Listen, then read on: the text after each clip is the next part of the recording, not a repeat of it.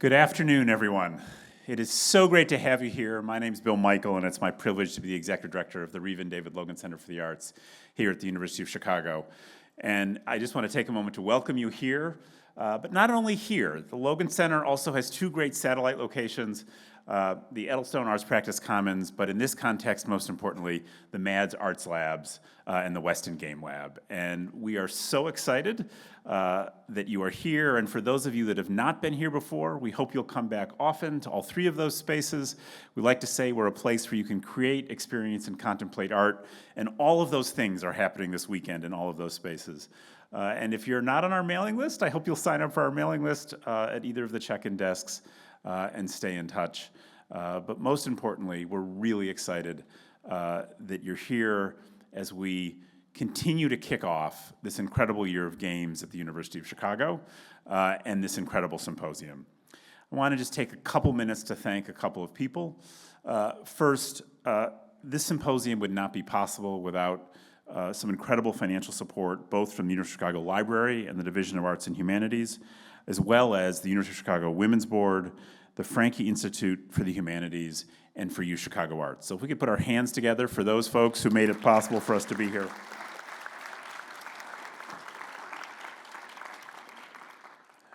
There are three of us doing intros, and we've tried hard to not all duplicate thanks.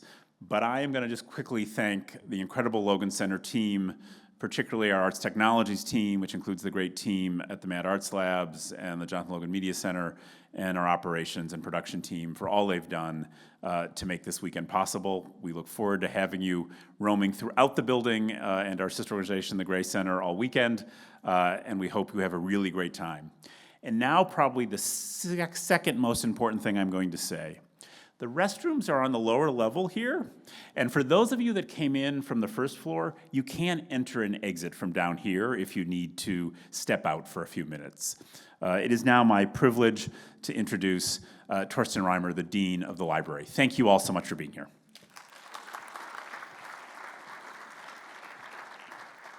Well, thank you, Bill, and thank you all for coming and joining us today. I wanted to say a few words about the wider year of games, why we're doing it, and if I may so say a little bit about what this means to me personally, and I hope it will in a moment be clear why I'm sharing this. But recently, in thinking about games and gaming, I sort of realized that my life's been profoundly changed by games and gaming. Partly when I was a teenager, and I think like maybe teenagers are in a bit of a search for purpose of life, embracing role-playing gaming has really given me a focus. And games and gaming, I think crucially, have got me to meet some terrific people who've changed my life in many ways with their creativity and their input. And some of my most important friends and influences in life I had through gaming. But perhaps more directly to this point, I wouldn't be here today if it wasn't, in my particular case, for computer games. And there was a crucial moment for me in 1990 when I saw a demo of a game called Wing Commander on an IBM PC on a VGA graphics card. And that may not mean anything to you, but for me it was a revelation. I saw this thing, I went like, I must have this. This will change my life. And so I convinced my parents to buy me an IBM-compatible PC. And it did change my life because partly in those days, if you wanted a game to run well, you had to learn how to tinker with the machine and what a graphics processor is and how you build this in. And I picked up a lot of technical skills. Those technical skills got me the job that funded my first 2 years at college. And it got me my first job at a university in a digitization program that at the time was pretty much cutting edge. And ultimately set me on a path in life where now I'm the dean of the university library here, and a place where I just couldn't be more happy.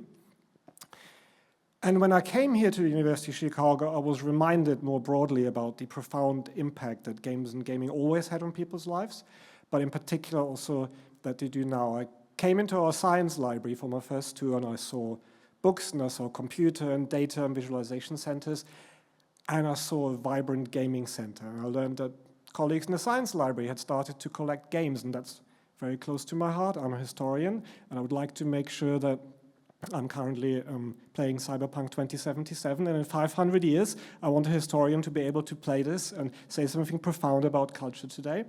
And that's a key challenge for libraries. And I saw this all happening, and I saw so much interest in the terrific teaching that we're doing here in media studies and other areas. And I felt that we had something great here, and I wanted to sort of make a contribution to make this bigger. And this led to a few conversations with Bill, with Patrick Jagoda, who will come on stage in a moment.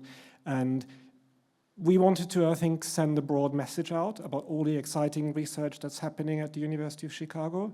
We wanted to build connections here between faculty, between students, between units across disciplines. We wanted to, and are now building connections between students and the gaming industry to build maybe career paths and interesting opportunities.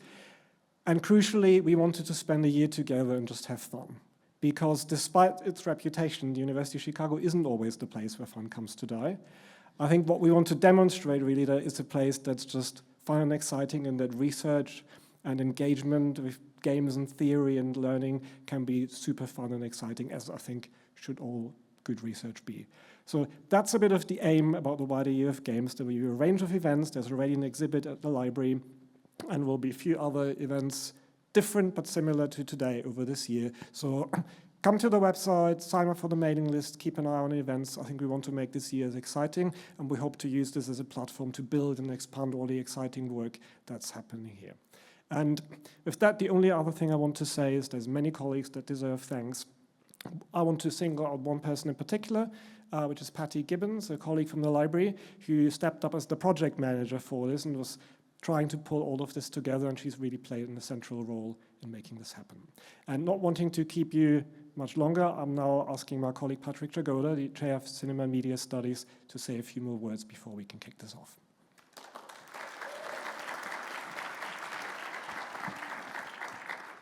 Hey, welcome to the Year of Games. I'm going to make it a little bit more informal, maybe at least from the start. It's so nice to see so many friendly, playful, familiar faces of people who without whom really this wouldn't be possible in any sense. So this event has been about a year in the making, much longer in the imagination. And I want to just start off by asking, why do this in Chicago and why do this at the University of Chicago? I think the Chicago part might be a little bit easier.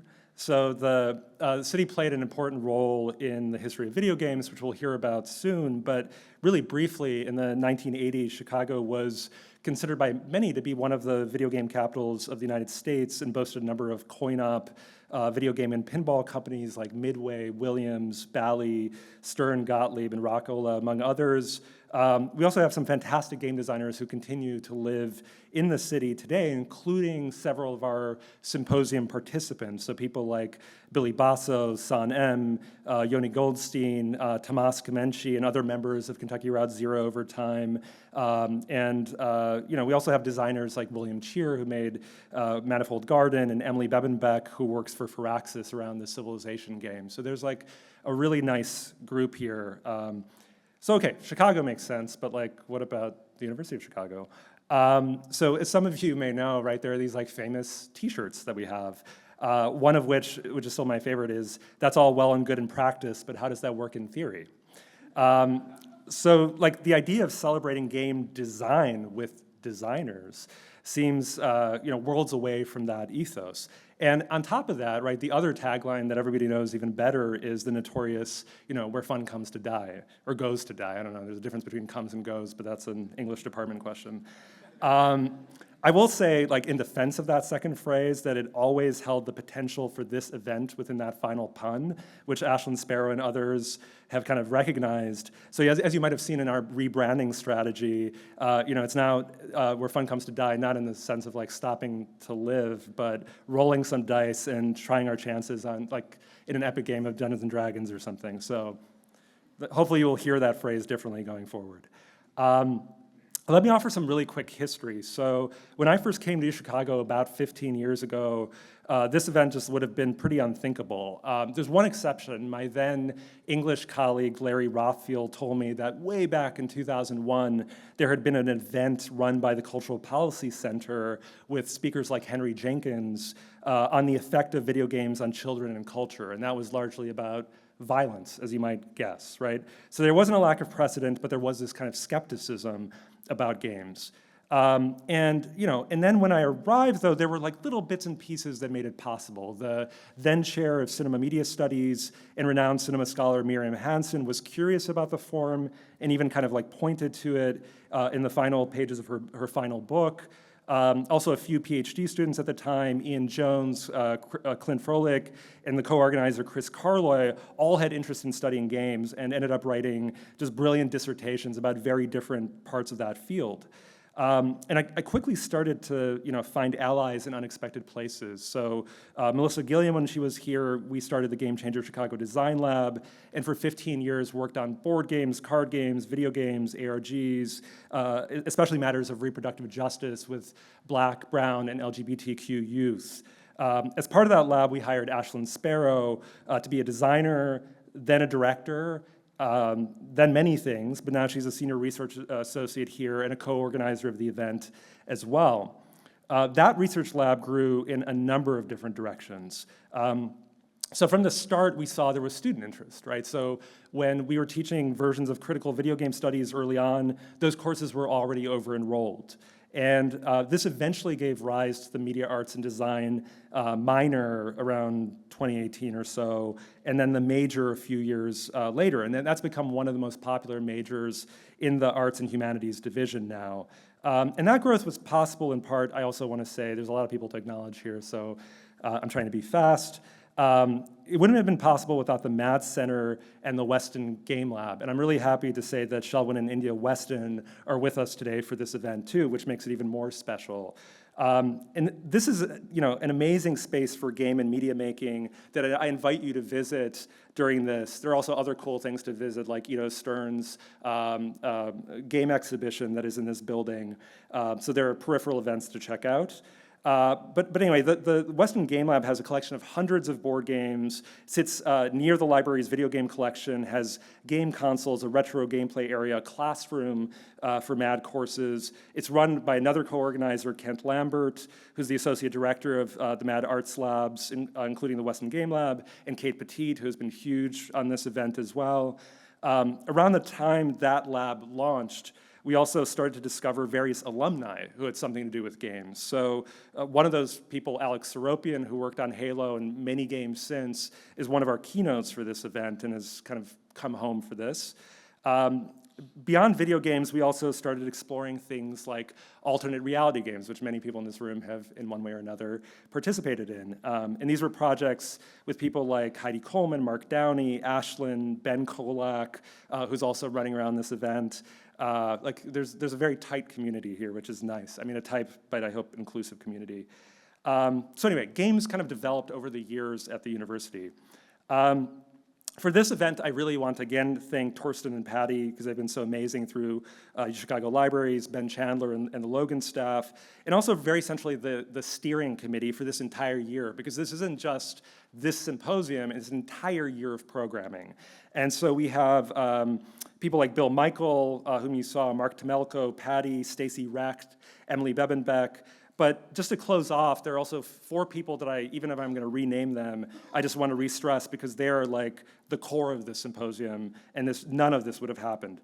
And they spent like very, very long hours working through numerous contingency plans, obsessing over panel constellations, perpetually thinking ahead, also playing way too many video games. Like, don't think we had like zero fun. There were like late night conversations about like Party House and stuff. So just to preview the UFO 50 panel.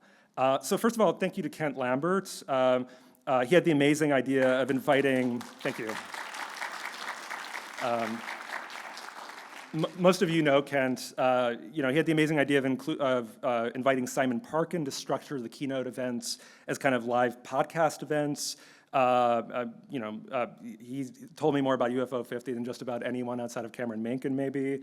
Thanks also to Ashlyn Sparrow, who's been the heart and soul of games at UChicago for many years, and one of my favorite collaborators. She created the website for Year of Games, the program that you're looking at, which is gorgeous. She loves talking about Death Stranding, so if you want to have some hallway conversations, that's the right tree to bark up. And she also just taught Animal well to try to like loop things into the event. Thanks also to Francis Lee. wherever Francis is, somewhere. Francis is awesome, has been our project coordinator for the Year of Games. I sadly miss emails all the time, as the people in this room know. Sorry, just overload. She never does. And you see the details of this event. If you see details that impress you, it probably came from her in one way or another. And then last but not least, I want to thank Chris Carloy. Chris has run the steering committee for the Year of Games from the very start. So thank you, Chris. He also co-curated the Charting Imaginary Worlds exhibition with Katherine Buse and Sierra Wilson, which is great. It's special collections. Check it out. But I'll say I've seen few people who are this committed to games, but also to community and curating a thought-provoking, honest, and ambitious event. And we've been lucky to have Chris as our leader for this symposium and for this year for a long time. So to close, I often tell my students, and Ashlyn does too, that we want our game studies courses at UChicago to be the most vibrant and deepest conversations about games in the United States, just a small goal there. And I'm not sure that we ever achieve this goal, but it's this productive, asymptotic aspiration. And I aspire to that same goal for this weekend, right? Like, our hope is not only for this symposium to be itself, but also for the University of Chicago to be a meeting place and a home for people who love making and analyzing games to come together. And I'd like this to be a place where the art form is respected and analyzed. And it is like weird and perverse to do close readings of video games in an academic context, but it gets us somewhere. And I think it's that weirdness is an addition to things. So at this point, I'm going to turn things over to my colleague in cinema media studies, the amazing Katherine Buse, who's going to introduce our first panel on games in Chicago then and now. So please join me in welcoming Katherine.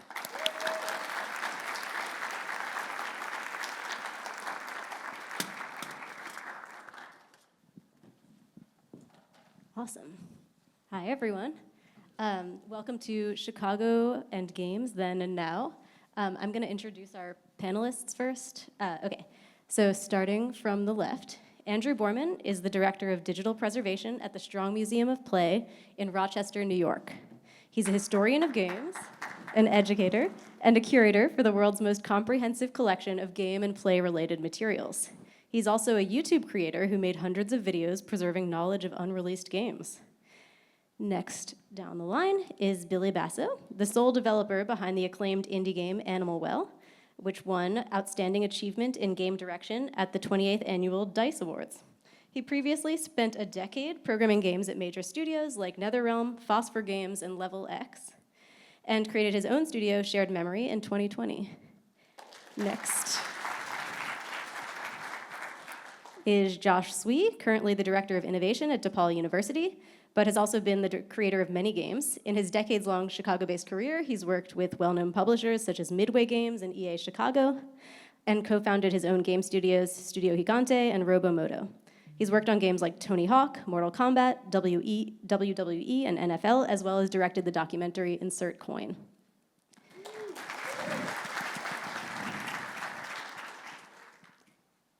Next is Chris Granner. Chris Granner is a composer, soundtrack designer, and audio director, especially of pinball games, but also of video games. His work includes important titles such as Pinbot, Taxi, Funhouse, The Addams Family, and Indiana Jones: The Pinball Adventure. He founded a sound production studio, CG Music, and serves as audio director for Zynga Chicago. Finally, Sun M is senior narrative designer and writer for both AAA and indie games, and the studio director and founder of Perfect Garbage Studios, a Chicago-based indie game studio. She's worked on games such as Viewfinder, Demon School, Tales of Kanzara Zhao, and Grave Seasons. Okay.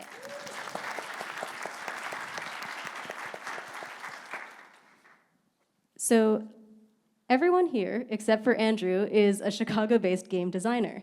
The reason Andrew is here is in part because the Strong Museum of Play's collections have a huge amount of material about the history of games in Chicago, and in part because of Andrew's otherwise vast expertise on the history of games. So I think we're going to start by having Andrew share some information about this history to sort of set the tone for the panel. Next.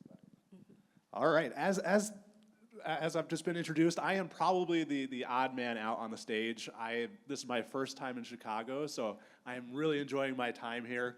But at the Strong, we are custodians of so much of Chicago's history.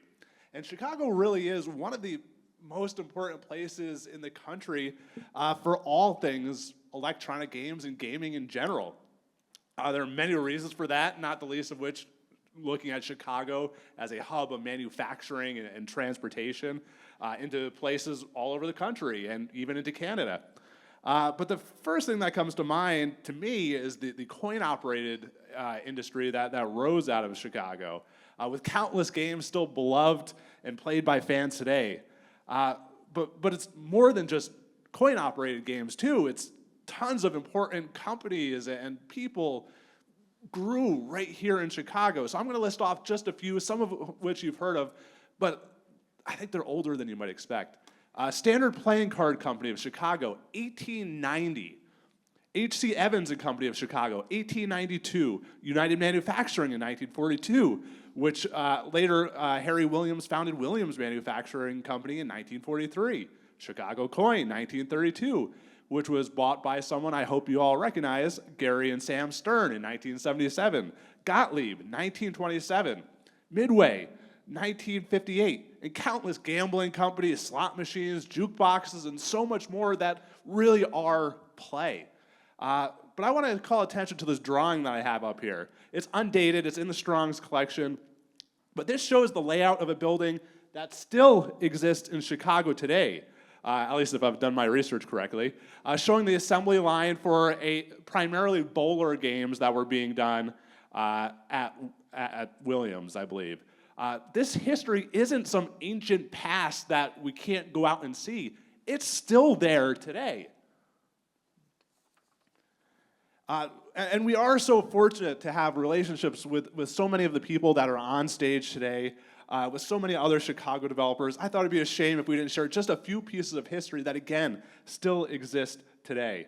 This is the playfield and back box design drawing labeled as being from 1952, which is older than my dad, and I'm not the youngest person on stage, I don't think, from a Williams game called Starlight with an image from the International Pinball Database. We can study these games that seem like they're such old history.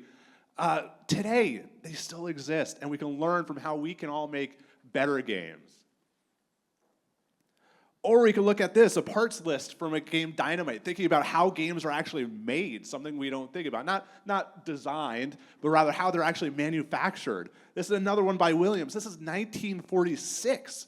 And there's so much more. I know we have things going back into the 1930s.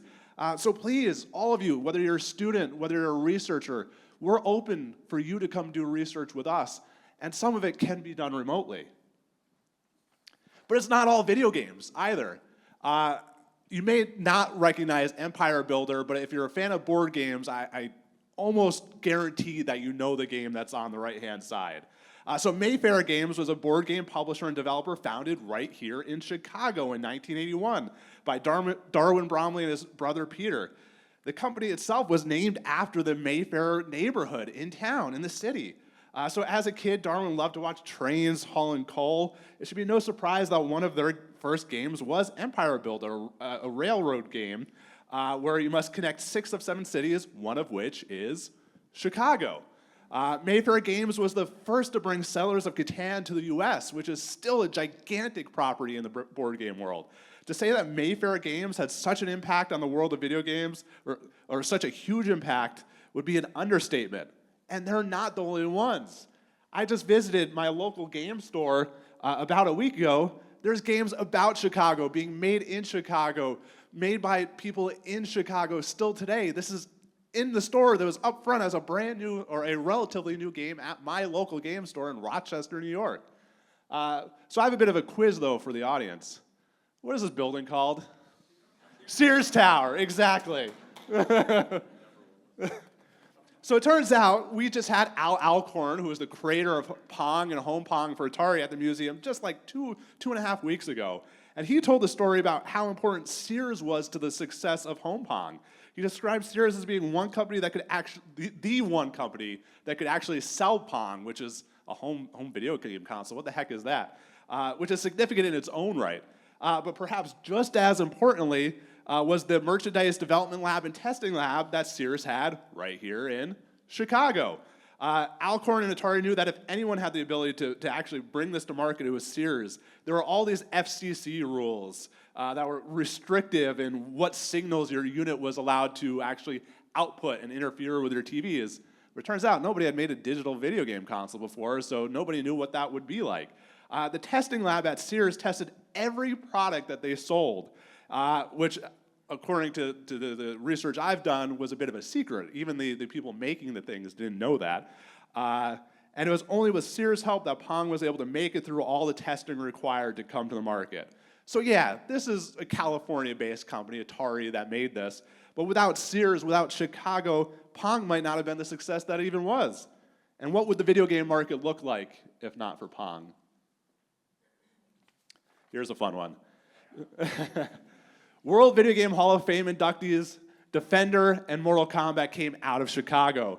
Games that are among the most influential and widely played today. But others, like Space Invaders, Pac-Man, were developed elsewhere, primarily Japan, and distributed through Chicago. I think it's not just about the individual games that were made here. Entire genres were popularized by these games, whether it's driving games, thinking about Cruisin' USA and so many others, shooter games like Defender, extreme sports, Tony Hawk's Pro Skater, and fighting games.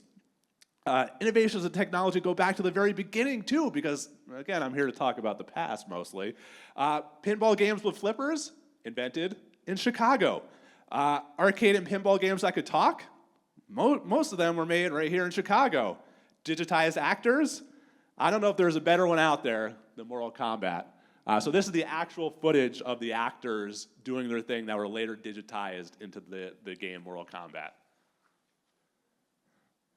The amount of talent here and within an hour or so of Chicago is immense. This is just a fraction of them.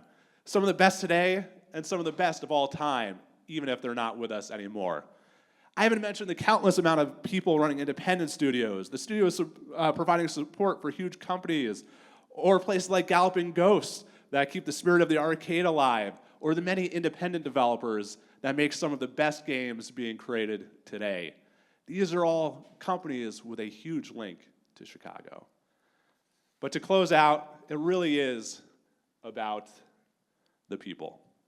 I look at these wonderful creators on stage and think about all the talent that made games in Chicago, for Chicago, about Chicago, learn the craft in Chicago. I think it's telling that some of the people on stage with me now and others like Eugene Jarvis and Ed Boon continue to make Chicago their home. They could have run out to California. We were just talking earlier in the green room that you could have gone out to California, but why? Chicago is home. I mentioned entire genres of games that those two individuals I mentioned not only popularized, but continue to make to this day. If that isn't an extraordinary legacy, I don't know what is. Chicago is a city rich with gaming history, but I think it's also one that continues to innovate and will continue to innovate for many years to come. So today, I'm excited to be able to celebrate at the Year of Game Symposium, but I think I've talked enough about the past. I would really love to hear from some of the amazing people making many of the games that we play today. Thank you.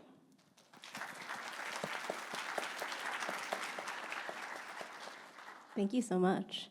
So the question I want to start with is for anyone on the panel who maybe has an answer to this question that is in some way a Chicago story. How did you get into making games? Sorry for the softball, but I am curious. I got into games in a very non-traditional way. I was studying biology, and then I went to get a PhD in genetics and evolution. And during that time, I got really invested in indie games on itch.io. At the point, I used to grow up really obsessing over like Japanese otome games. I was that guy. I'm still that guy. But what I loved about them, which I did download a lot illegally as a small child, was that it felt really accessible. It felt like something you could learn to make. And so I spent a lot of time on my own while going to school for a completely different thing, trying to teach myself how to make them. And at the time, I hadn't really learned a lot about Chicago's history with games, nor the kind of communities within Chicago. So I truly was like in my parents' basement, like in the most traditional way to make a game. But it wasn't until I kind of found a career along the way that I finally left school to focus on it full time.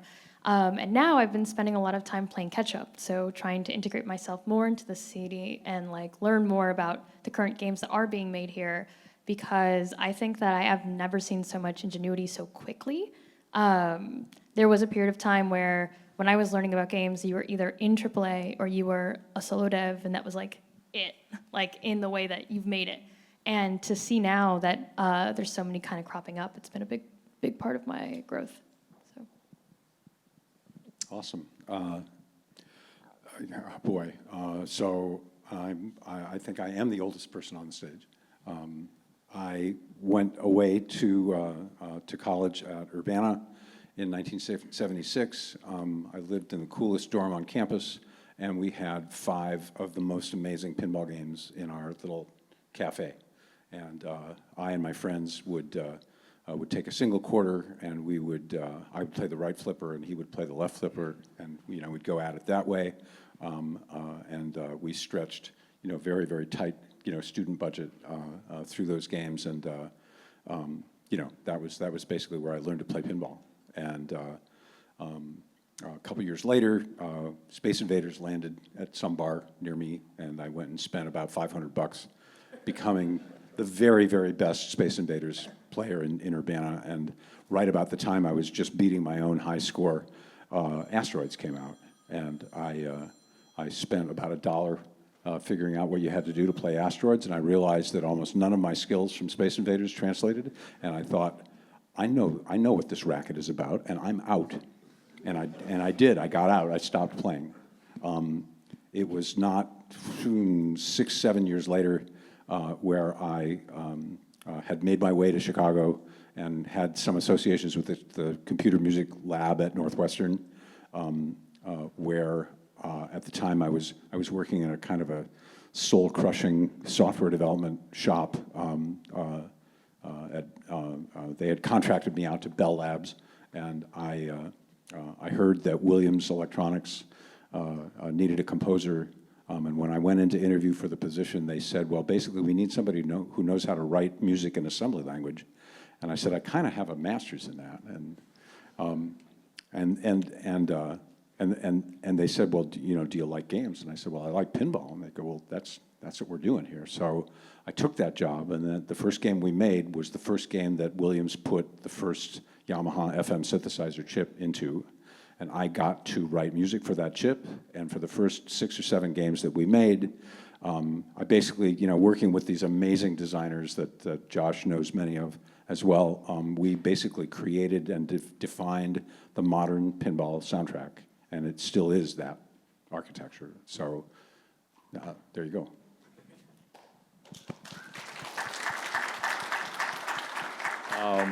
I kind of got into games by accident. I went to film school, thought I was going to be a film director, moved back to Southern California where I grew up, and somehow a friend of mine, well, actually, what I should say is my last year in college, that's when computer graphics really started becoming a little bit more accessible.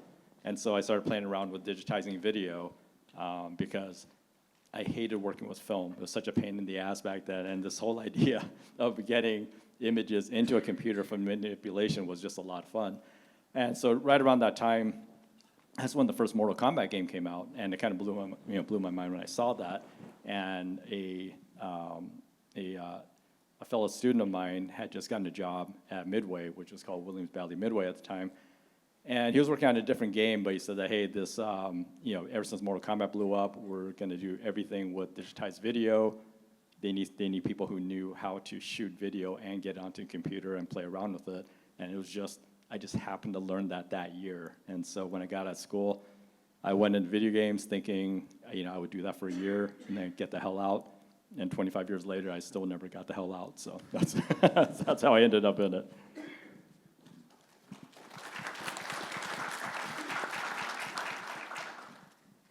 It's funny.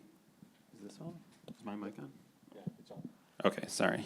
Oh, this one's much louder.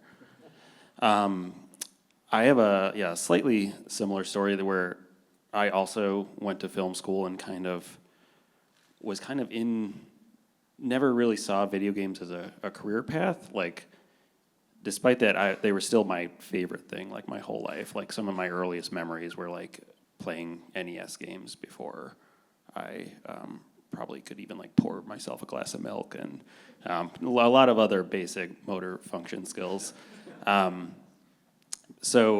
I never, all growing up as a kid, I never thought of that as a career path. So I thought I wanted to, be a cartoonist. And then later, when I was in middle school and high school, I got into shooting little, like home videos with my friends, and taking some, like, video editing classes in high school. So I went to film school at Columbia here in Chicago, and, just never, like, enjoyed it a lot and learned a lot of things, but I felt like a tiny bit out of place, and I was aware that they had a video game program, and I knew Midway was like a big studio here in Chicago that you could potentially go work at, and I think DePaul had a game development program at the time, one of the, like, very early ones, and I remember talking to the person I was dating at the time, being like, I think the video game program is kind of interesting. But then she was like, oh, don't work in the video game program. That's, like, so lame. And I was like, yeah, you're right, it's lame. Well, film is cool. Film is, like, a serious, mature medium. And then I graduated, got a film degree, and I just didn't really, my heart wasn't in it. I didn't really want to apply for any internships, and all my colleagues and stuff or other students, they were just way more invested in it than I was. So I finally decided to go back to DePaul for a master's program, and even then I was like, I think deep down I wanted to make video games, but I was still kind of in denial about it. So I got a computer science degree, and I'm like, I'm gonna make, I don't know, like, interactive art stuff, like, and I wouldn't call it video games. So I did that, and I just, like, got really into making video games. And then I felt way more at home, and was just way more motivated. I find, like, when you like, things are just easier in life when you really care about what you're doing, and I feel like if you're really struggling to, like, keep up with your peers and stuff, maybe you're just not in the right field, or you don't have, like, the right passion. At least that's how I felt.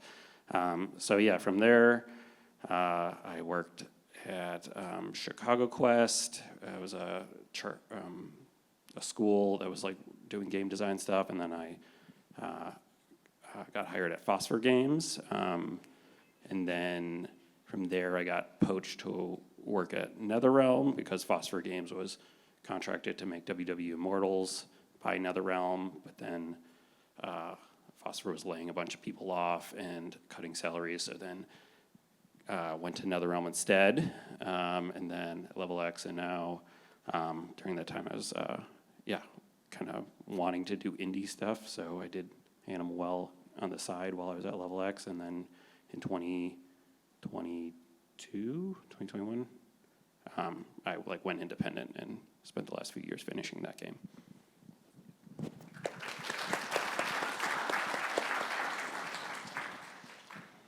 So, as Andrew taught us, games became, like, a really important industry in Chicago in the 20th century.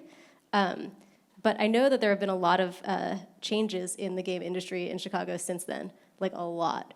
And so I'm wondering, either how is, like, your experience of game, and this is for anyone really, how has your experience of what the game industry in Chicago is like changed over time, or, like, how did people adapt to those transitions? And Andrew, you're welcome to, like, throw out examples of things that you think might be relevant transitions as well, if you want. I mean, I just think about the transition between, really early pinball to coin-op video games, to the console, to the independent games. All of those, even though they overlap in quite a number of ways, they are big transition points, not just for designers, but for the market itself. So I know basically all of you have lived through some part of that. So if you want to expand on some of that. I mean, I could talk a little bit about just from my experience, what we went through going from, when I first started, it was the arcade, it was arcade video games and such. And so game design was very specifically made for people to drop in a quarter every 40 seconds, and these were just money-making machines and such. So everything was designed around that. So you have these quick bites of design, of gameplay. But then, once the CD-ROM came around and, consoles became more powerful than arcade machines, that changed a lot. And I would say that because I was raised on arcade games when I was a kid, and I ended up working in the industry starting with arcade games, I never really took to longer form video games and such. And so as the industry changed and, Midway went from, when I was on Midway at the time, went from from arcade games to home games, and they started looking into doing more longer form. On a personal level, I felt like, I can't, I understand why people would want to play a game for 40 hours, but I don't have the time for that. I never really took to it and such. So somehow I was able to always work on games that were shorter form. So, the more modern games obviously are the Tony Hawk games and such, but those things are, there's a 3-minute counter. So it's very much like an arcade game. But companies like Midway really struggled going from that transition from coin-op into home. Now, obviously, it's been, decades since then, and, it's things have been able to make that, people have been able to make that transition. But in Chicago especially, that transition, not only was it the gameplay design, but it's also even the way, the manufacturing of games. Now you're not having to make a giant cabinet and customizing controllers for it. Now you have kind of a standard game controller, making sure everything works well within it. You have a very standard hardware you have to adhere to. So a lot of the coin-op thinking had to change because of that. So what happened to the people who worked in the arcade version of the industry then? Where did they go? We all died. We all turned into, we all went to the tar pits, and We got promoted. well, it's I think Chris could elaborate on this. I mean, many of them, obviously evolved and learned things. Unlike me, they evolved and learned things and everything. But someone like me, I would find other genres that were very similar. Or you have a lot of people that I've worked with go into mobile game development, because if you look at mobile games, especially free-to-play games, it's very much in that same style. So everybody kind of went all over the place, but a lot of them went to gambling games and such. So I know Zynga, or the predecessors of Zynga here in Chicago were kind of like that. I had 3 answers to this question. So, and I'll just say what they were, and I won't give you the full answers. But the first one had to do with when the Yamaha synthesizer chip that I was good at programming was superseded by a direct multi-channel digital audio system, and that was a giant sea change for the industry. And many things fell out of that. For me, I have a particular gripe about it, and it's not just because I'm an old fuddy-duddy. There's actually some stuff that we used to be able to do that we can't do anymore because we're not making sound in real time. So that's one thing that's an interesting question. You can ask me anything about that. The second one has to do with the transition between games that you played on Facebook versus games that you play on your phone or your mobile device.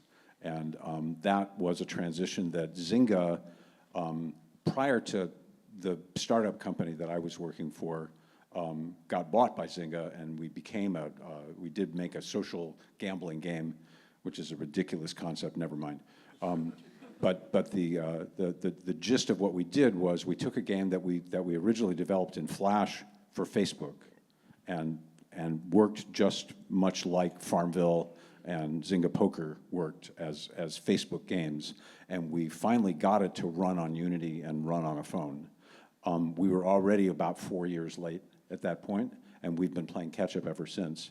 But we became fairly good at it, and now we're sort of a significant player in that space. But that was a big transition, and going from one sort of frame architecture technology frame to a new one was a big deal. Going from something that was on your computer or laptop to something that's in your pocket was a huge deal. Yeah, so there are a lot of kind of interesting things that, and we're all still just kind of hanging on by our fingernails. AI is, that is the thing that is happening. And, you know, make a note, do something with AI every day. Every day. I'm telling you, you know, why we all succeeded in our business was because we saw there was something about what we did that was technologically significant.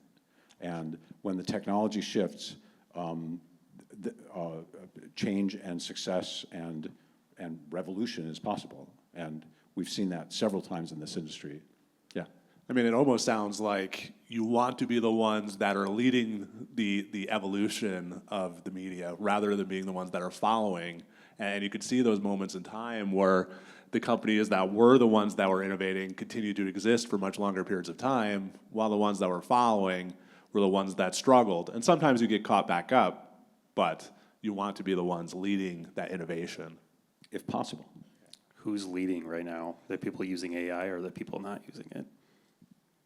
Who's winning? Who's leading? Well, I think you can maybe argue that the majority of the public discourse is about how AI is the future, and that almost seems like the common opinion right now. So it almost would be an act of rebellion to not follow that.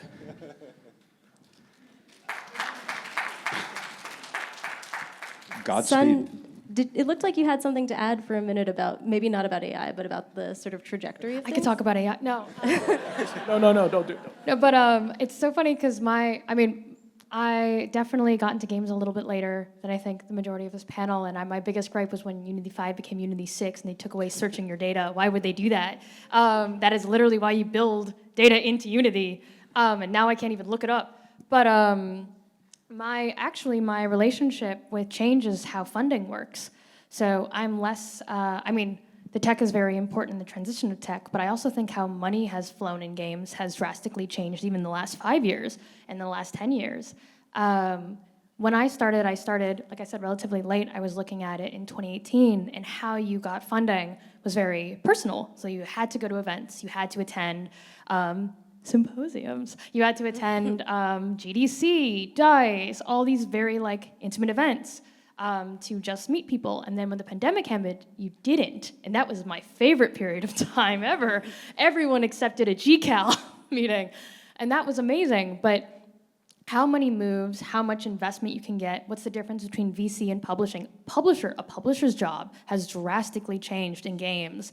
Even since I started, the expectations of what a publisher's supposed to do, distribution, marketing, all that stuff. And that's happened not just in games. I have a soapbox about this. It's happened in books, it's happened in comics, it's happened with change in social media, how we engage with that, and how that impacts studios and what's expected of you. Can you market for those yourself? of us who aren't in the industry, what is the nature of this change? Money. But how what's it like now, and what did it used to be like? What it used to be like, and I'm going to speak with rose-tinted glasses, so I'm sure everyone will have very different opinions, but when I got started, there was lots of talk on, it had to be personable to get investment.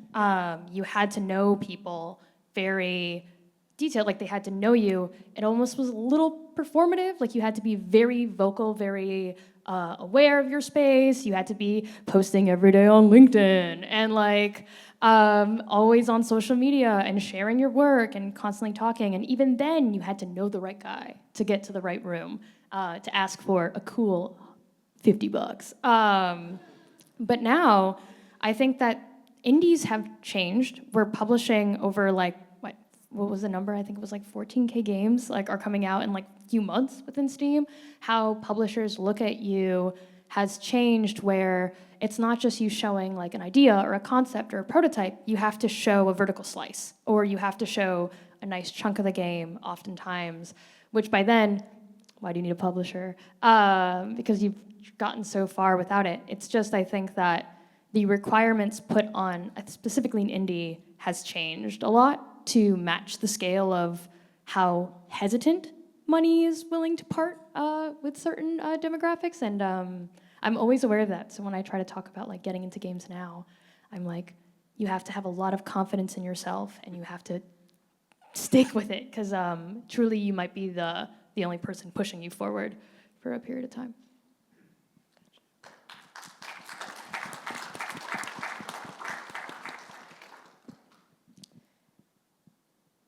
Okay, I want to hear about Chicago. We've sort of been talking about, or did you want to answer that question a little bit, Billy? I could. Oh, You don't have to. yeah, I can talk a little bit of how I got into the game industry and how it changed under my feet as I was getting into it. Because I almost have like the complementary like history of what you two were talking about, like liking short like coin-op experiences, and I feel like I grew up playing more longer form console games, and that was like my relationship with games. So so as I sort of decided I wanted to get in the game industry, like I think I had a lot of dreams of working on like adventure games, or even the games like Midway was making back in like the 90s or 2000s. But I feel like as after starting at Phosphor and then going to NetherRealm and Level X, the industry was very aggressively changing towards mobile at the time, and I had some interest in mobile games, especially in the early days when indie developers were being very experimental with like touch controls, but it sort of felt that like the mobile industry was like rapidly maturing, and the like best practices for how to monetize games and maintain player engagement and attention, and like all these very like analytics driven kind of design practices, they were like becoming like the norm. And I found myself in a place where I was like I only had the opportunity to work on those games, and it felt like almost every studio that I had the ability to work at in Chicago was doing that at the time. So I think that was a big part of what motivated me to have an indie project on the side, because I don't feel like I necessarily had the opportunity to make the type of game I wanted to make. But I think that was like a fast like sort of obsession that the industry as a whole had between maybe like probably all of the 2010s with mobile games, and everyone was saying mobile games are the future, like console games are dead, like you're only going to play games on your phone, and it was just a little disheartening, I think, hearing that, and now it feels like console and PC games are coming back, and the industry's kind of balancing out. But there's always like something new that I think people are saying is going to like kill the industry, but you just have to wait and see. Okay, so Chicago-ness. I would love to know about how like Chicago made its way into games that, not everyone has to answer this question. We have maybe 10, maybe 15 minutes left on the panel, so you're welcome to be choosy about which questions you're interested in. But was there some aesthetic way that like living in Chicago, landscape-wise, community-wise, experience-wise, that like Chicago-ness got into a game that you were making? Anyone? There's a game called Funhouse.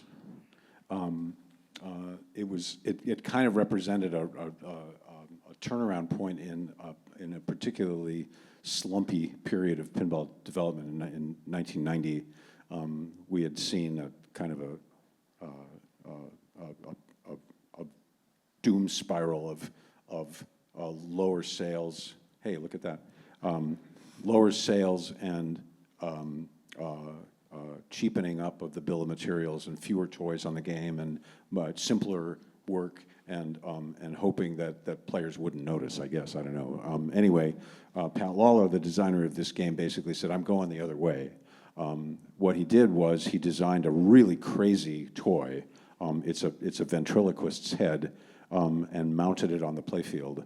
The version that he sold to the company was a full $75 or $100 less than the version that they eventually had to pay for that would actually work in the field. And so we got through prototypes and we got through testing with the cheap version, And by the time we got to manufacturing and we'd had orders for 5,000 or 6,000 or 7,000 games because it was doing really well on test, basically the company had to sort of eat the higher cost because the reliability question was a real deal. So that was a turnaround. That was a legit turnaround moment. How is that Chicago-y? Oh God, sorry. It's Chicago because Funhouse was an actual. What was the name of the place? It was an amusement arcade, literally across the Chicago River from the Williams Midway factory, and there was a Funhouse there, and Rudy, the head, was the face of the Funhouse, and. So you know that Midway arcade was an actual place, and you could still go and play this game and have Ed Boon himself say "Funhouse." Howdy, Bucko. Anyway. Wow. Yeah, Riverview. That was what it's called. Thank you, God. I couldn't remember. Western Avenue. Exactly right. Yeah, it's a Dominic's now. No, it's a Mariano's or something like that. Right? Yeah, there you go. Anyway, yeah, cool place.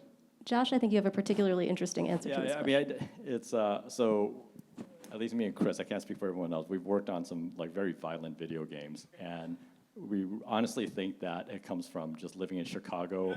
The winters really just piss us off, and we just want to kill people. And then on top of that, you know, we were working in this. Our studio had the assembly line for the machine, you know, for creating the machine, manufacturing right in front of us. So it was a lot of grit and anger and such, and so we would take that out in the games that we designed. I only half joke about that because if you saw the competitive nature of our teams back at Midway, it wasn't friendly competition. We were really it's almost like going to war with people and such.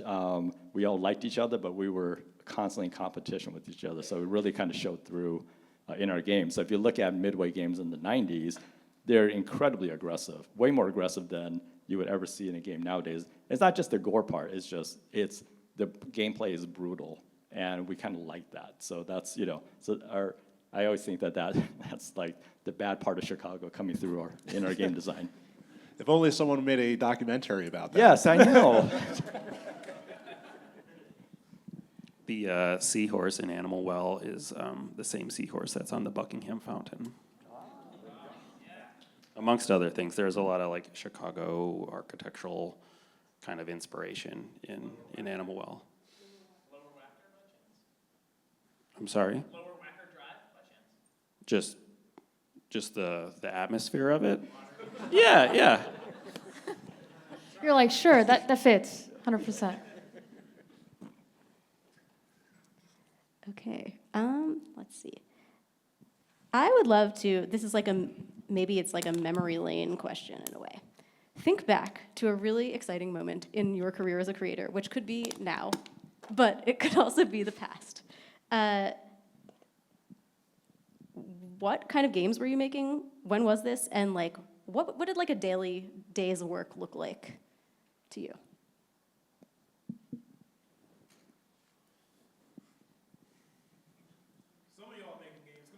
I'm like, man, it's work. I just play games, so. I'm gonna give a good answer. I mean, I will say that I actually think the pandemic was a really good time for me, which is awful to say. But I was already a hermit, so this was great for me because it was a justifiable hermetism. I got to spend a lot of time researching, which I think isn't often an opportunity.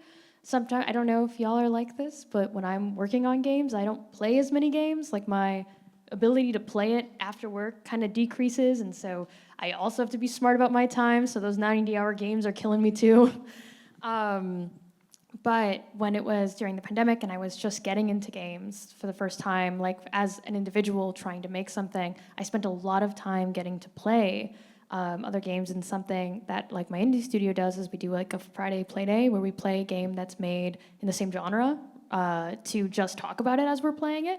So we'll stream it with each other and we'll take turns, and it forces us to go like, why did they have the health bar there though? Like what makes that the optimal place? Because why does no one else move it? And I found that getting that chance has been really valuable, and so I ever recommend that if you're ever in the grid of games, don't stop playing them. You're right, they will move faster than you can make them, but if you keep playing them mid-development and you're not an evil creative director, you will make good decisions as you develop your own. So don't just say, give me 3 of those. Put that in the game Have you had tomorrow. that experience? When they come back in and they're like, I played this over the I've read weekend. about it a lot. Duke And we're Nukem going to forever. change the game. It's going to be turn-based now. Oh, don't. Yeah, culture moves way faster than you can like finish a game in. So it's always funny when games like put memes and like stuff in them, but then they take like 5 years to finish. So it always feels like so stale and out of touch. Anyways, that's not my favorite part of my career. Sorry. Okay, last question. Maybe not last question. We'll see. It depends on whether anyone is a taker for this. There's a really surprising legacy that I learned about while I was preparing for this panel of Chicago being a place, like a model audience for how Americans would receive games. Like Chicago is like the home of playtesting for many years. What's that about? What was playtesting in Chicago like? Why is Chicago a good place to playtest? Where and when and how? So I got there in '86, and you know, for several years before that, you know, the various local arcades and bars, and you know, mostly, I guess, you know, you think about a sports bar or an arcade inside of a movie theater or something like that, is more like what you see now. You know, the barcade idea and the pinball halls and stuff like, you know, Emporium is a great example up in Logan Square there, but. There were vastly greater numbers of arcades on the streets of Chicago and in the suburbs. Huge game rooms. They still had, you know, it was before the days that many of those arcades gave up on pinball. So there were a lot of pinballs there, and pinball players. Pinball's always been made in Chicago, and so this has always been a very strong place for pinball players to have come from, and. We had lots and lots of arcade owners and operators who wanted to be part of that program, and so they would kind of bend over backwards for us and make it convenient and make it easy for us to put games into their locations, and they would keep them running, especially so that they would get you know, numbers based on you know, games that were up and running and making money. So that was a big part of it. But I think your question actually goes to something more cultural. And I do think that, you know, I've lived here since '72, and I do think of it as really a tremendous cross-section of America. It is at once cosmopolitan and parochial. That's 23% of the world's surface fresh water, just saying. And it's the bloody middle of the country. I mean, this is where you can do. I don't know, anybody else watching The Gilded Age? It's a fascinating story of building those railroads, and the big question in the middle of season 3 here is who's going to control the railroads of Chicago, and that in fact was a big deal, right? So this is a crossroads. This is the crossroads of America, and it's just the coolest city. It just is. I think to build on that too, like, yeah, I talked about the transportation hub, and all that earlier on, but it really is an informational hub too, and because of the people that live here, because of the way that information flows along popular thoroughfares and all of that, you know, that's why I think, you know, all roads kind of lead to Chicago. And I think that's true for the information and the makeup of America itself. So I think you're right on. Yeah, it's like it's not just with games. If you look at, you know, Broadway, a lot of Broadway plays actually premiere in Chicago to test out before they go to New York and even London and such. But like back in the old days, they used to say if it played in Peoria, yeah, it's gonna be a success. So I mean, like it's very we're important, but we're not the most important, and that's the main thing. Well, I know that we have, or I have other questions that I can ask, but I think that we've also been collecting audience questions using this QR code. So I thought maybe we could turn it over to Zach to be the voice of some of those audience questions. Yeah, we have quite a few. Nice. And I'll keep the Chicago theme going with the first one, because that was the theme of a lot of the questions that have come in. So it's kind of two parts. Do you have any recommendations for anyone trying to make connections or find community for game development in Chicago or elsewhere? Is there a professional or independent game scene that feels unique to the city? And if so, what makes it unique? I don't know that it's unique, but the International Game Developers Association, the local chapter is very active. And if you look up, if you Google IGDA, you'll find lots of stuff about what's going on in the city. As an audio guy, there's a group called the Game Audio Network Guild, the Gang, Audio Gang, that was started by my old buddy Brian Schmidt. And that's very, very active here in Chicago. There's a lot of sound work going on, and a lot of great composition, great sound design, and stuff like that. If you come to our panel at 6, you'll hear a lot more about that. A little plug for Julianne's group, and yeah, I guess that's the place that I'd start. But in terms of networking, and there are still a lot of great shops around who are making cool games, and doing cool stuff. But the most important thing that you can do to get into making games is to make games. Find somebody who's doing parts of the game that you don't do, and build a little team and do it. Don't expect to get paid for it. Just do the coolest thing you can. Anybody else? That's the most important thing you can do. Sorry. I will say I am learning to get integrated into Chicago more, but I know Indie City Games is, and yeah, great. I was like, you guys know this one? They're a really great community. They make their own zines that actually talk about some of the indie games that are being made by people in Chicago that you can support. They have a Discord server, which is active and features like folks coming in who are not only just like in school, but graduated, and they're integrating themselves with a lot of universities. Like I heard a bit about them from Northwestern, and I think that if you are looking to make games and like collaborate, finding your peers is the best way to do it. I promise you, I'd never found anyone who guided me as a mentor directly. I always found folks that grew up with me. And so joining like Indie City Games or there's a few of them, I just remember Indie City Games, are great ways to kind of gain access to that. And they all have social media, things like that. Next up, and I think this actually extends out of those answers a little bit. Many of you spoke about backgrounds in other artistic practices before you made your way into games. Could you expand a bit on the influence of those experiences in your work? And do you have any advice for students or artists interested in game development, but who fear they might lack the technical skills or knowledge to get their foot in the door? I can hop first and say I was in comics before games. I did a lot of comic work, and I still do a lot of comic work. I recommend that if you are in games, you do comic work, because comics are shorter to make, and they give you gratification immediately. Very important. Have a hobby like that. But I found that by working in comics, I actually got a really good marketing sense that I think is sometimes ignored in games. You start to pick up what types of interest readers have. I think that there's a lot of things we talk about in games that are like the player fantasy, and I think a lot of that actually works in other visual medium that you're directing, whether it be film or in comics, where you're like, okay, what is the fantasy of the reader? What do they want to engage with? I write specifically in horror, and that's all about fantasy, baby. And so you're constantly engaging with these metaphors in different ways.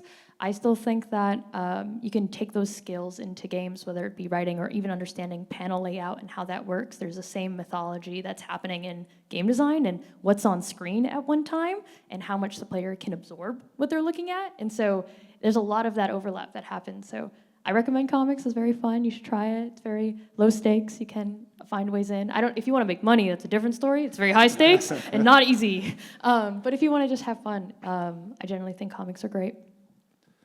One of the things that we actually do at the museum in Rochester is we invite high school students and try to talk about potential careers in video games. And a lot of it is art students or programmers and all of that. But what I would say, and despite the fact that none are up here on stage with us, is that there are all these other careers in video games that you could explore even if you aren't creative in that way. It could be finance, it could be business, it could be HR, it could be all of those things. I think all of those are really essential, especially to the large companies out there, to be video games. So, as I've worked with kids, it's often easy to get discouraged. Well, I can't draw, I can't paint, I can't program, math is terrible. But there are all these other opportunities in games that if you just say, look at it at a company and say, what is it that makes this company work? There are all these other opportunities that are absolutely worth exploring, just as much as the creatives that are on stage today. Could I piggyback on this question? Sorry, Zach. I am curious, and I want to start with Josh. Let's say that I'm asking a similar question to that, but I want to know, should I try to work for an existing game company, or should I start my own studio, something you've done twice?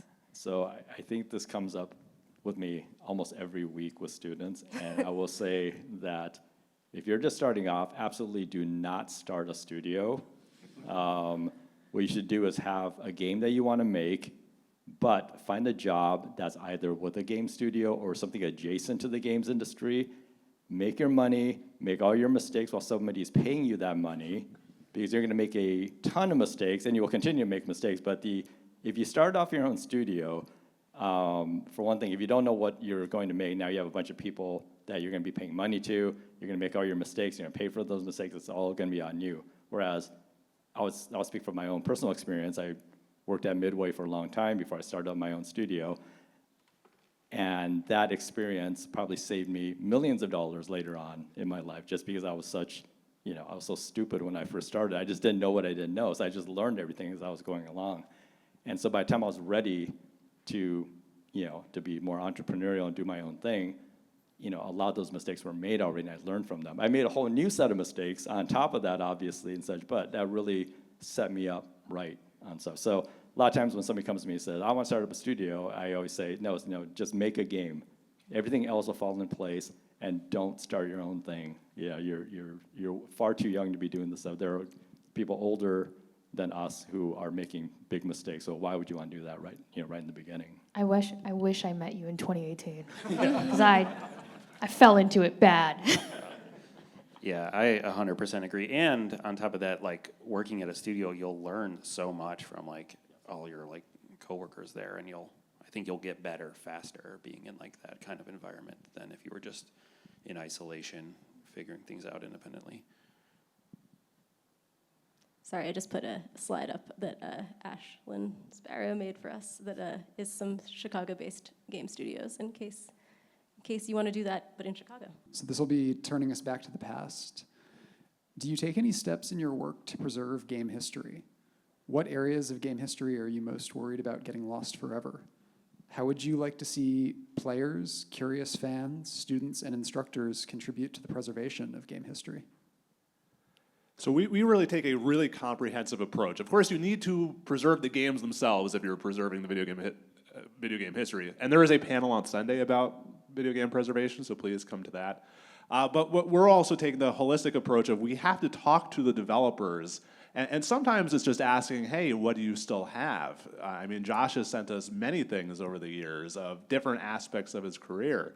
But sometimes it's also educating of, okay, as a game developer, you're going to see these things as being important, but what is it that an outside person, whether it's somebody who is a game developer but wants to learn from the past so they make a few less mistakes along the way, or a researcher doing, I think of a few people in the audience that are academics that are doing research into all sorts of aspects of video games, what is it that they're going to want to look at? So there's doing that. But it's also thinking about the player culture. What is it like? I heard a conversation about speedrunning earlier. That's a huge avenue. Thinking about what is it like to stream a game? How is that different than a casual gamer who is playing on Facebook?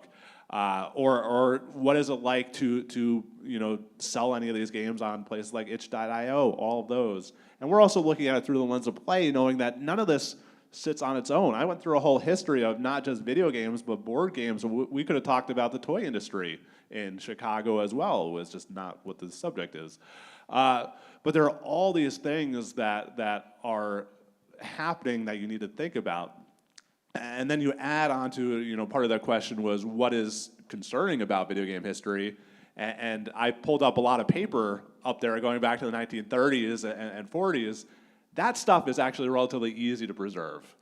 Paper has been around for thousands of years. We know what it's going to do. We know what light does to it.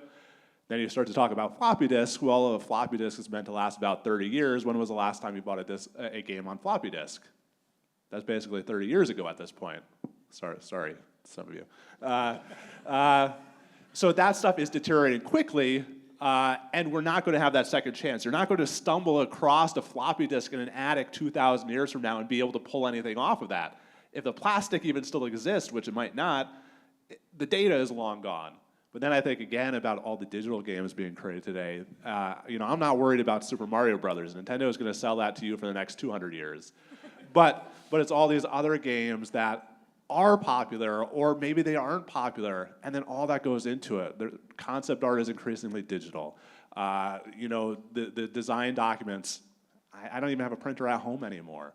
All those things that are solely digital, you need to be actively maintaining now, or it's going to be gone, because there is no second chance at any of this.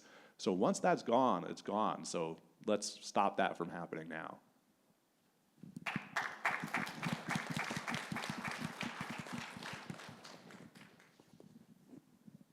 Actually, I just want to add on to that. If you ever, those of you who are about to be game developers or work for a studio, and I know there's been videotapes, I'll probably get in trouble, but especially if you're working for a company, steal everything. Like, just take everything with you, okay? No, seriously, because I made an entire documentary of materials that were with archival footage, materials and that were on the way to the dumpster when Midway closed. And our former VP went and saved everything from the dumpster, and that was the only way that I was able to get that material. So, that stuff would people companies don't have any respect for archival materials at all. So a lot of the stuff would have gotten lost. A lot of the stuff from my past that I've donated to the Strong Museum are things that I took with me once I got laid off or I left the company and such, And so, I don't know what copyright issues are going to run into, but it's museums have a lot of exemptions for that. Yeah, it's a noble thing to do. Feel free to take stuff with you. Okay. But even then, so the stuff that he was talking about, those tapes, those now exist with us, which is why I'm here. But you could also be an advocate, be the person that cares about this stuff. Because if nobody cares about it, I'm not going to have a chance to save any of it. But if you care, you can advocate within those companies, within whether it's a company of 1 or a company of 1,000. You can be that advocate. And we work with companies. We've worked with Activision. We've worked with Microsoft. We even got Nintendo to approve us making the world's largest Donkey Kong machine at the museum. Nintendo approves nothing, and they did that. So there are all these opportunities. If you are the advocate to do that, we don't have to steal quite as much along the way. And we can not have to worry about going back and going through dumpsters, because they're all locked up nowadays anyway, so. Not in Chicago. Zach, what's next? We had a few questions tailored to different panelists, but sort of in general asking, as games and game culture have evolved and changed with new genres, technologies, and formats emerging, how have the questions and problems faced by designers also changed? I feel like that's a really big question. I will say that there's two things I personally feel about games. One is that careful with hype. There's been many things throughout our industry that have changed the industry, but also have been hyped to change the industry, as you've mentioned before, that did not. Or we've regressed from it since then. But I think that's something that really is important to keep track of when you're making games, is that I think that there's a lot of importance on playing older titles. I think that there's a reason certain things have endured for a very long time, certain principles, like I love a farming sim, they have not evolved quite much. And that's okay, there's lots of cool ways that people have been approaching it. So what I will say is that games will always move faster than you. They will always move faster than you ever make anything. And so you should be constantly playing what's new. You should be constantly thinking about why it's new or why it's novel. I think that comes off very obvious, but I think sometimes when you're engaging with it, you don't notice, like, why did Hades do this specific loop? Like, what is it about it that works really, really well for the roguelike structure, and why does it make it easier for someone who isn't into roguelikes to play it? I think asking those questions, even when you're playing casually for yourself, is very, very important.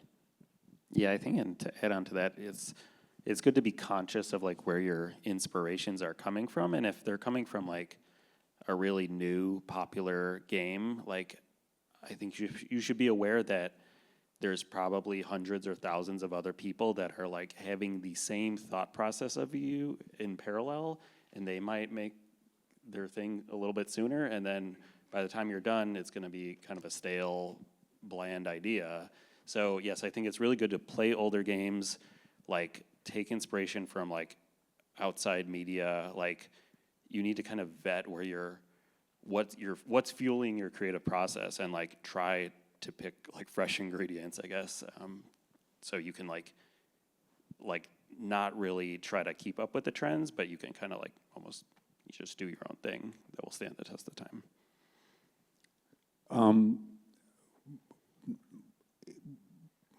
When in 1986 we made this game called Pinbot, and Python Angelo was the kind of the creative director of the team, and he was at great pains to show us that what we were doing with this game was we were making a machine come to life, and that's in fact what we are all doing every day. Every time we go and make some new mechanic or new feature in a game, we're trying to make some piece of a machine, some piece of a piece of software or something else inanimate, some other creation. We're trying to make that creation come to life and act as though there was some spirit or some life spirit behind it. And that was Python's primary goal to get across to us, and he did it in the context of a game about a machine that comes to life when you play it. So that was kind of cool and self-referential, and hey, let's put on a show. I've got a barn. Anyway, the bringing to life is, to me, that's still the most important thing that I feel like I'm doing every day, and I'm trying to evaluate. Not so much anymore because I'm not much of an individual contributor anymore, but on my team and with the games that I own the audio for, we're still just looking to see whether or not the timing of an animation or the shape or the gesture has something lifelike to it, and did that work, and did that speak to me, and did it resonate inside my soul in some way? And I don't think it's wrong. I think it's right, in fact, and maybe necessary to think of that as a kind of a spiritual task, that you are trying to get something to resonate with something that's maybe pre-verbal or deeper than what you can describe intellectually. We're all we're in the middle of a divine mystery. All of us, all of this is one thing, maybe, or something like that. But we're all trying to sort of figure it out, and we're climbing those mountains. And when we get to the end, I'm pretty confident that we will have discovered that we're climbing the right one. That's optimism for you. But we're trying to make this stuff pop. And we're trying to make it, as Jarvis and Steve Ritchie used to say to me, just make it bitchin', man, just make it bitchin'. And really, you want something to make it to go, oh, that's cool, that was fucking cool. And that's what we're after, is we're after fucking cool.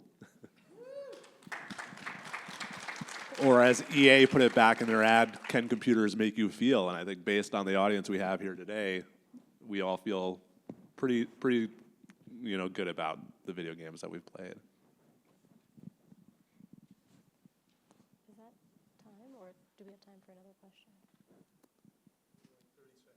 30 seconds might be a good time to say thank you to our panelists for a really fascinating conversation, and thank you to the audience. Thank you for coming out.